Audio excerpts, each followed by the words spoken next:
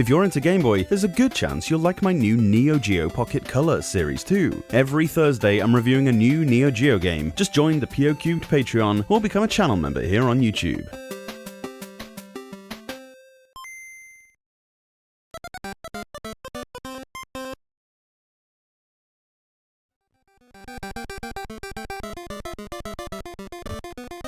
When it comes to porting an arcade classic, you really have to strike that fine balance between three things: keeping true to the formula, updating for a contemporary audience, and making the game work on the system you're porting it to. At least those are the criteria I tend to mark arcade ports by. Dig Dug originally hit the arcades way back in 1982. You play as a miner who can create these structurally unrealistic tunnels, Boulder Dash style, although here you're not collecting jewels. There are two game modes in this port. In Dig Dug, you follow the idea from the original, whereby the aim of each stage is to eradicate all of the enemies that are meandering about the place. You have a kind of air gun which inflates them until they pop, or you can dig underneath boulders and crush them. This was largely the gimmick back in the arcades, but it's not as simple to do on the Game Boy version. There typically aren't enough boulders for all the enemies, and it's often just easier to use the blow-up weapon. One technique that works is to dig a tunnel vertically underneath a boulder and try to coax the enemies to follow you up it. Then release the last layer of dirt and get out of the way. It should fall and crush your foes. Once there's only one enemy left in level, it'll lose courage and make a break for it and try to get back to the surface. You can let them escape and progress to the next level, or ruthlessly catch them for higher points.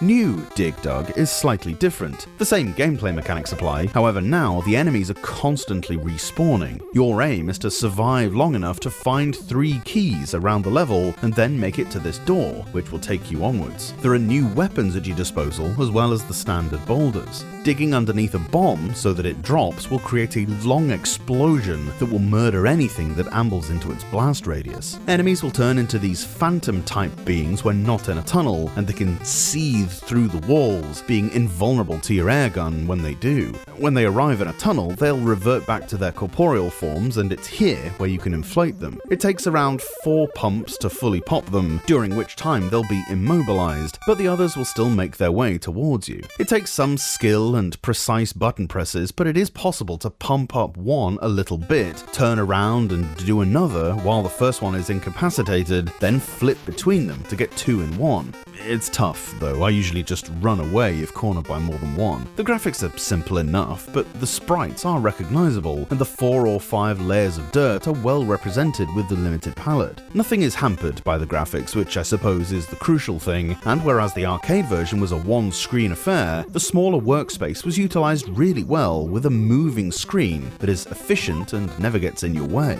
As for keeping true to the formula, it certainly does that, feeling quite close to what you'd expect. The new game mechanics in the extra game mode served to update the product for a 90s audience as well. So, a tick in all 3 boxes then.